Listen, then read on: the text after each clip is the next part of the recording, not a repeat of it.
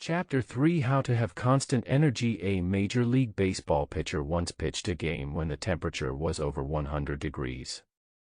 He lost several pounds as a result of the afternoon's exertion. At one stage of the game his energy sagged. His method for restoring his ebbing strength was unique. He simply repeated a passage from the Old Testament, "But they that wait upon the Lord shall renew their strength, they shall mount up with wings as eagles, they shall run, and not be weary, and they shall walk, and not faint." Frank Hiller, the pitcher who had this experience, told me that reciting this verse on the pitcher's mound actually gave him a renewal of strength so that he was able to complete the game with energy to spare. He explained the technique by saying, "I passed a powerful energy-producing thought through my mind."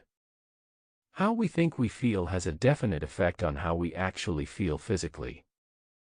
If your mind tells you that you are tired, the body mechanism, the nerves, and the muscles accept the fact. If your mind is intensely interested, you can keep on at an activity indefinitely. Religion functions through our thoughts. In fact, it is a system of thought discipline. By supplying attitudes of faith to the mind, it can increase energy. It helps you to accomplish prodigious activity by suggesting that you have ample support and resources of power. A friend in Connecticut, an energetic man, full of vitality and vigor, says that he goes to church regularly to get his batteries recharged. His concept is sound.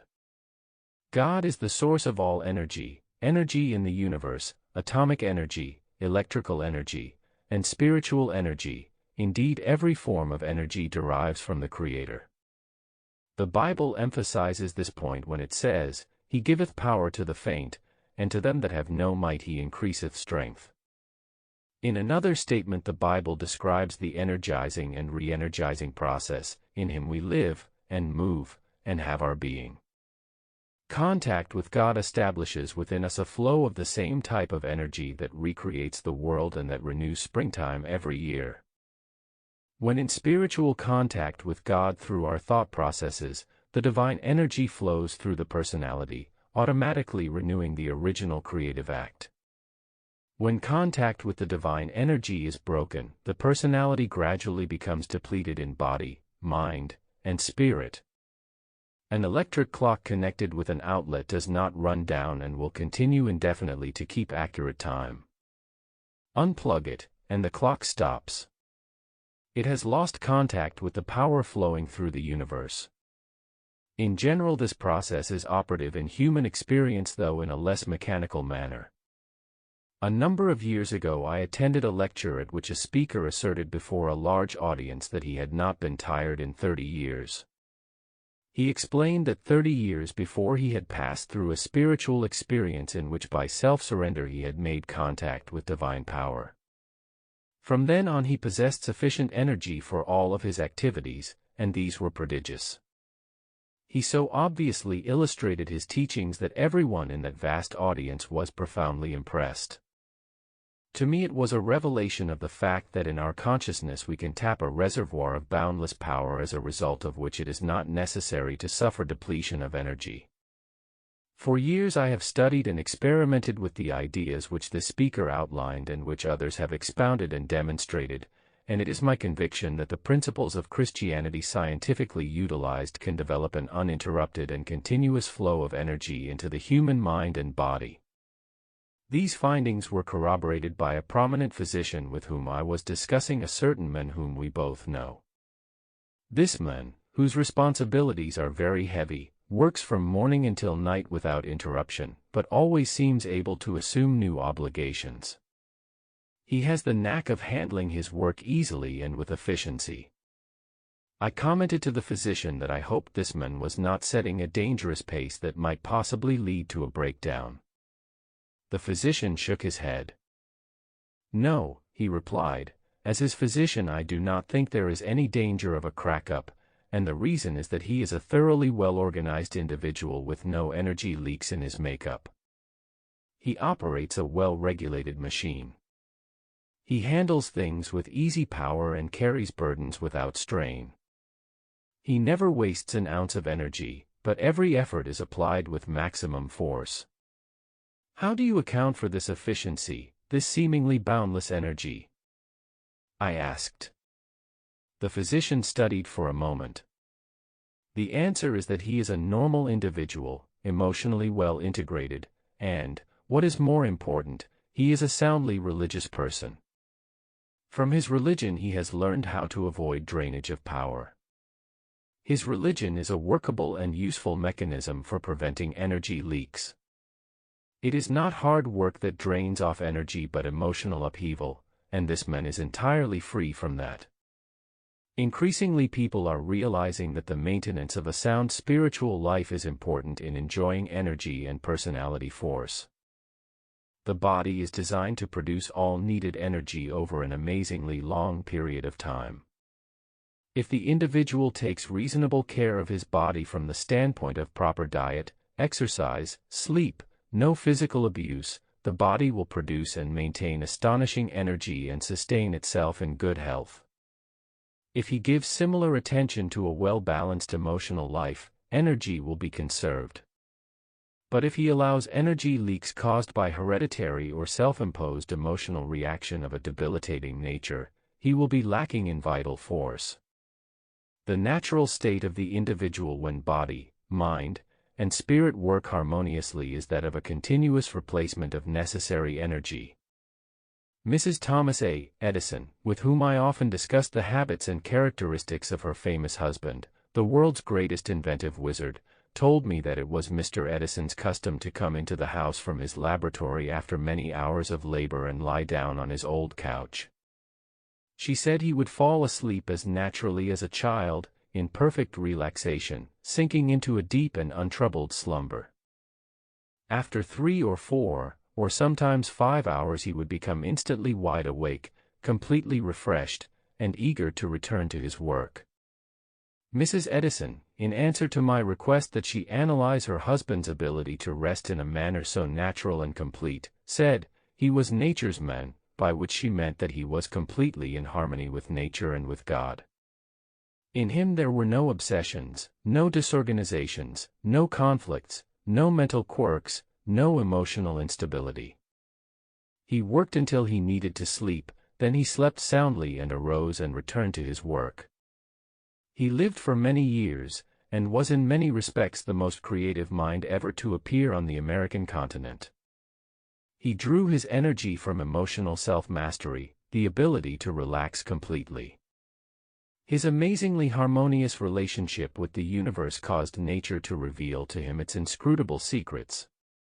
Every great personality I have ever known, and I have known many, who has demonstrated the capacity for prodigious work has been a person in tune with the infinite. Every such person seems in harmony with nature and in contact with the divine energy. They have not necessarily been pious people, but invariably they have been extraordinarily well organized from an emotional and psychological point of view. It is fear, resentment, the projection of parental faults upon people when they are children, inner conflicts, and obsessions that throw off balance the finely equated nature, thus causing undue expenditure of natural force. The longer I live the more I am convinced that neither age nor circumstance needs to deprive us of energy and vitality. We are at last awakening to the close relationship between religion and health. We are beginning to comprehend a basic truth hitherto neglected, that our physical condition is determined very largely by our emotional condition, and our emotional life is profoundly regulated by our thought life. All through its pages, the Bible talks about vitality and force and life. The supreme overall word of the Bible is life, and life means vitality, to be filled with energy. Jesus stated the key expression, I am come that they might have life, and that they might have it more abundantly.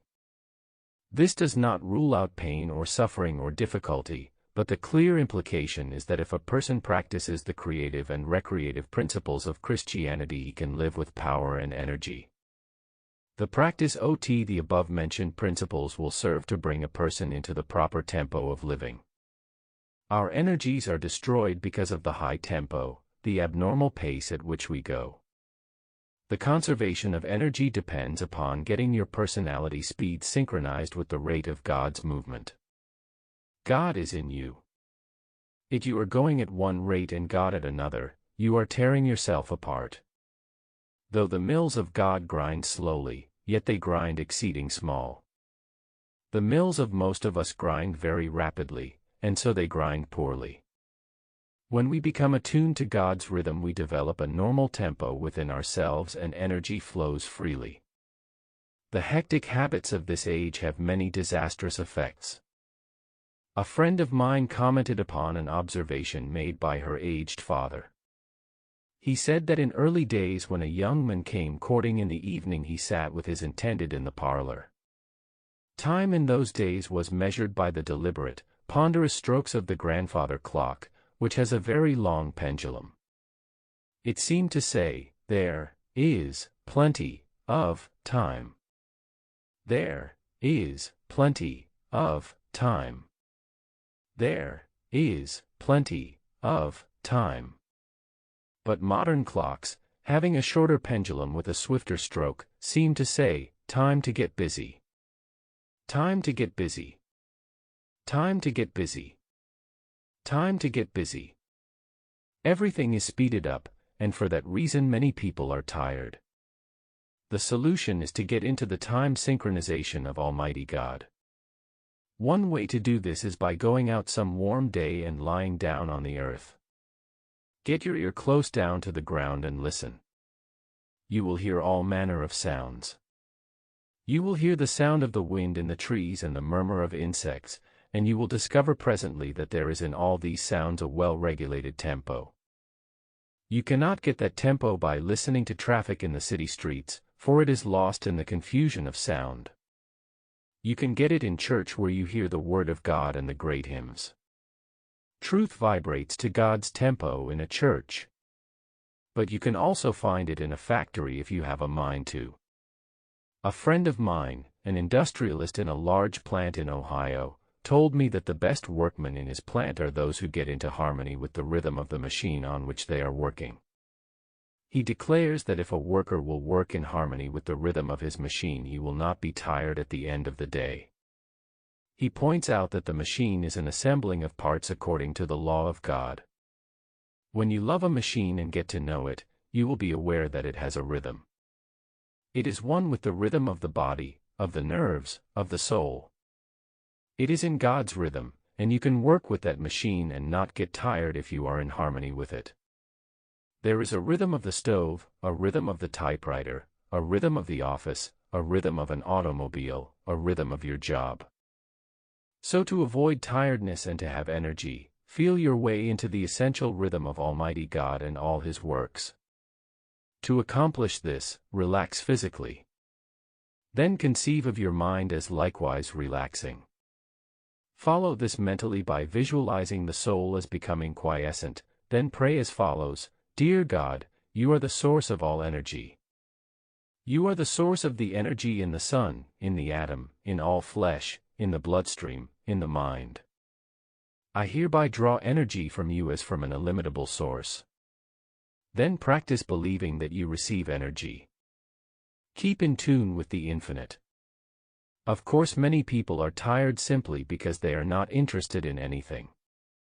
Nothing ever moves them deeply. To some people it makes no difference what's going on or how things go. Their personal concerns are superior even to all crises in human history. Nothing makes any real difference to them except their own little worries, their desires, and their hates. They wear themselves out stewing around about a lot of inconsequential things that amount to nothing. So they become tired. They even become sick. The surest way not to become tired is to lose yourself in something in which you have a profound conviction. A famous statesman who made 7 speeches in one day was still boundless in energy. Why are you not tired after making 7 speeches? I asked.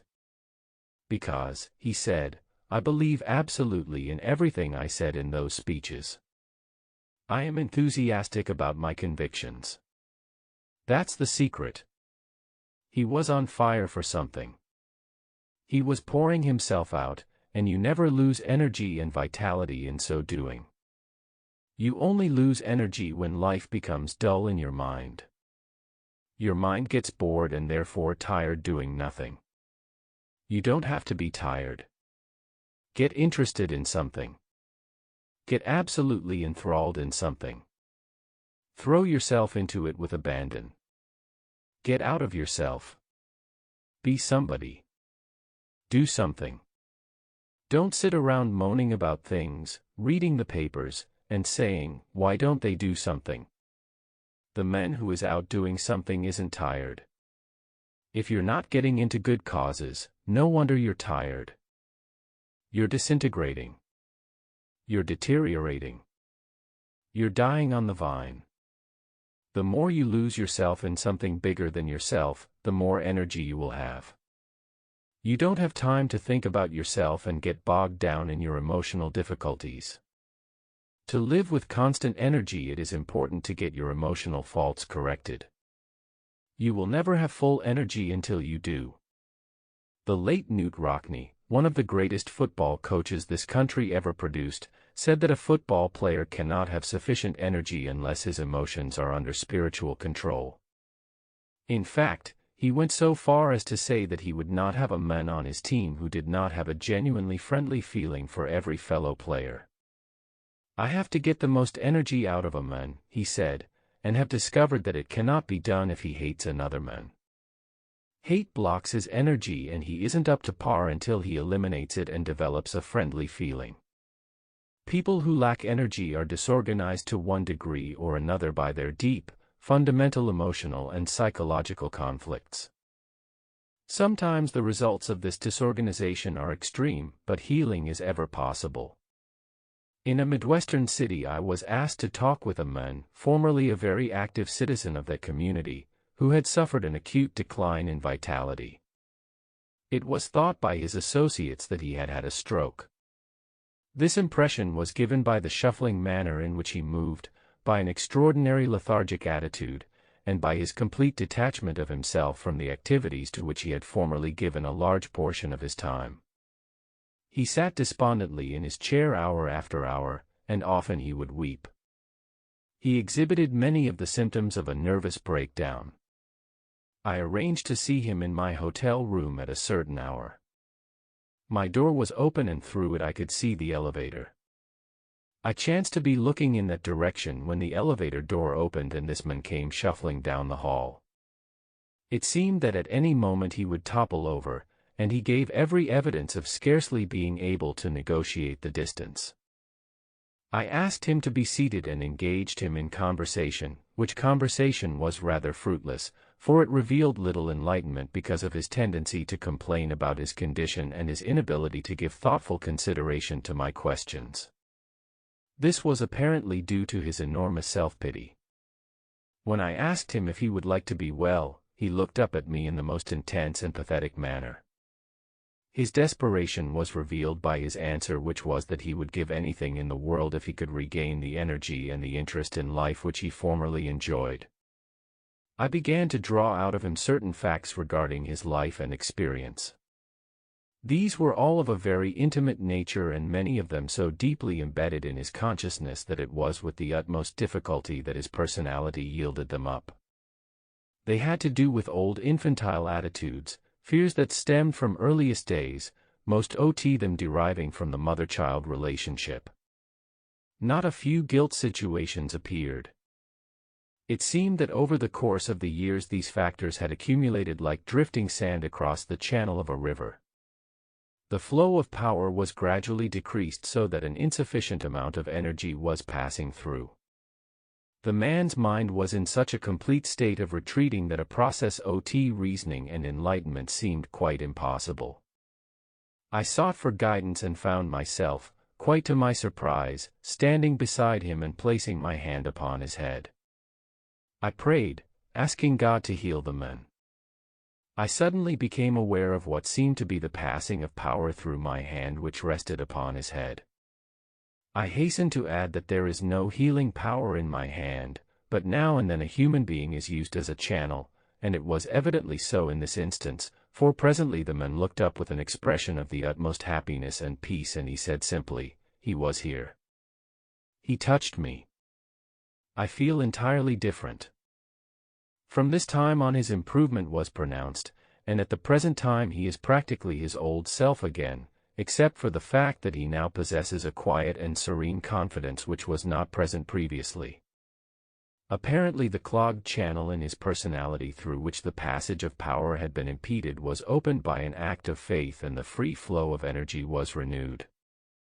The facts suggested by this incident are that such healings do take place and that a gradual accumulation of psychological factors can cut off the flow of energy. The further fact is stressed that these same factors are susceptible to the power of faith to energy within an individual. The effect of guilt and fear feelings on energy is widely recognized by all authorities having to do with the problems of human nature. The quantity of vital force required to give the personality relief from either guilt or fear or a combination of each is so great that often only a fraction of energy remains for the discharge of the functions of living. Energy drainage occasioned by fear and guilt is of such an amount as to leave little power to be applied to a person's job. The result is that he tires quickly. Not being able to meet the full requirements of his responsibility, he retreats into an apathetic, dull, listless condition and is indeed even ready to give up and fall back sleepily in a state of enervation. A businessman was referred to me by a psychiatrist whom the patient had been consulting. It appeared that the patient, generally regarded as quite morally strict and upright, had become involved with a married woman. He had attempted to break off this relationship but was encountering resistance from his partner in infidelity, although he had earnestly besought her to abandon their practice and allow him to return to his former state of respectability. She had threatened him with the possibility that she might enlighten her husband concerning these escapades if he insisted in his desire to cease the relationship.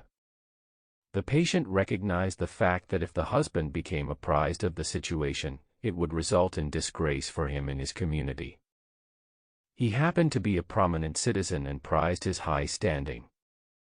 As a result of his fear of exposure and a sense of guilt, he had been unable to sleep or rest. And since this had gone on for 2 or 3 months, he was in a very serious slump in energy and did not possess the vitality to perform his job efficiently. Inasmuch as some important matters were pending, the situation was serious. When the psychiatrist suggested that he see me, a clergyman, because of his inability to sleep, he remonstrated by saying there was no way in which a clergyman could correct the condition which caused his sleeplessness, but, on the contrary, he felt that a medical doctor might supply effective medication. When he stated his attitude to me, I simply asked him how he expected to sleep when he had 2 very annoying and unpleasant bedfellows with whom he was attempting to sleep. Bedfellows? He asked in surprise. I have no bedfellows. Oh, yes, you have, I said, and there is nobody in this world who can sleep with those 2, one on either side. What do you mean? He asked. I said, you are trying to sleep every night between fear on one side and guilt on the other, and you are attempting an impossible feat. It makes no difference how many sleeping pills you take, and you admit you have taken many such pills, but they have had no effect upon you. The reason they do not affect you is that they cannot reach the deeper levels of your mind where this sleeplessness originates and which is siphoning off your energy. You must eradicate fear and guilt before you will ever be able to sleep and regain your strength.